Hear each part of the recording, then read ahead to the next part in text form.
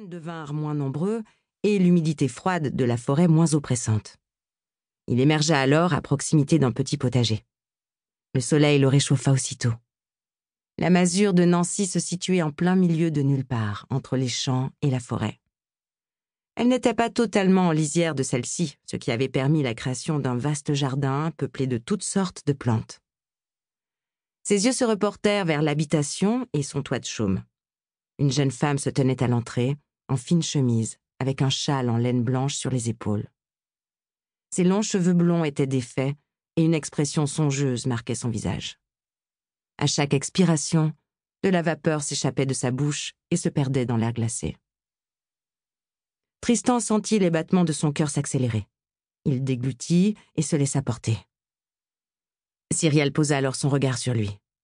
Malheureusement, le sourire qu'il espérait n'arriva pas. Une fois qu'il fut parvenu à sa hauteur, elle souffla. « Il faut qu'on parle. J'ai pris une décision. » Un étau se resserra autour du cœur de Tristan et il opina du chef. « Rentrons, tu vas te transformer en bloc de glace. Je dépose ça et je te rejoins. » Elle ne bougea d'abord pas et il comprit qu'elle doutait. « Promis, » ajouta-t-il.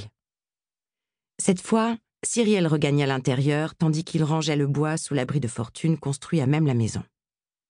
Le petit toit permettait de conserver les bûches au sec, du moins quand il se trouvait en bon état. À son retour, Tristan avait dû le réparer. Il passa une main sur son visage. Il se souvenait encore de sa joie lorsque Cyrielle l'avait retrouvé à la capitale des Montfaucon, alors qu'il était encore apprenti forgeron. Le couvent des Sœurs de la Charité avait brûlé, attaqué par des brigands, et la jeune femme avait trouvé refuge chez son oncle. Tant d'événements s'étaient ensuite succédés. L'incendie de la volière, l'exécution de Clodomir, l'exil de Cyrielle dans les montagnes. Lorsqu'enfin elle avait décidé de fuir avec lui cette cité maudite, Tristan avait été si heureux. C'était pour lui l'aube d'une nouvelle vie. Jamais il n'aurait imaginé que tout se compliquerait de la sorte. Depuis leur arrivée chez Nancy, Cyrielle était restée silencieuse, trop silencieuse. L'inquiétude avait d'abord rongé Tristan, mais cela avait été pire lorsqu'elle avait énoncé ce qui lui trottait dans la tête. Cette fois, il ne pouvait plus fuir. Elle avait raison. Il ne pouvait continuer dans cet entre-deux. Tristan prit une grande inspiration et sursauta vivement lorsque la jeune femme se retrouva à ses côtés. « Finalement, je préfère discuter ici. Nancy rentre bientôt. » « Tu la connais. Elle ne reviendra pas tant que nous n'aurons pas parlé. Elle a une sorte de sixième sens pour tout cela. » Cyrielle hocha la tête.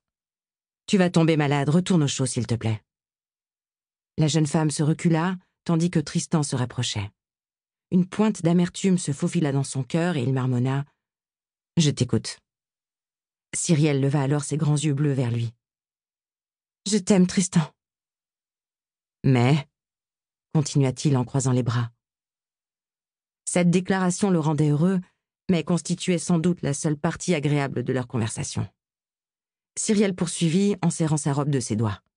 « Mais je ne peux pas me résoudre à abandonner. Si le faucon gardien a choisi de me marquer, c'est pour une bonne raison. » « Une bonne raison ?» s'étrangla presque Tristan. « Tu l'as provoqué. Je t'avais dit de ne pas y aller. » Il ne pouvait retenir son ressentiment. Cyrielle avait été imprudente et la cicatrice dans son dos le lui remémorait chaque jour. « Je sais, » souffla-t-elle. « On en a déjà discuté. » « Alors, pourquoi reviens-tu sur le sujet ? » « Je vais demander à Nancy de les appeler. Je vais renverser Jean. » L'annonce tomba comme un coup près pour Tristan. Il ouvrit de grands yeux éberlués, puis la bouche. Il la referma, l'ouvrit encore, sans qu'aucun son n'en sorte. Alors il leva la tête au ciel et passa sa main dans ses cheveux indisciplinés. « S'il te plaît, dis quelque chose !» implora presque Cyrielle. Malgré son port droit, ses yeux se voilaient de larmes. Tristan n'y tint plus et répliqua. « Tu avais déjà pris ta décision lorsqu'on a quitté le château, n'est-ce pas ? À aucun moment tu n'as partagé mon désir de vivre ensemble, en paix, loin de tout ça. Je me trompe ?» Il la contempla longuement. Les lèvres serrées, elle ne répondit pas. Le cœur de Tristan se gonfla encore plus de douleur et il n'y tint plus.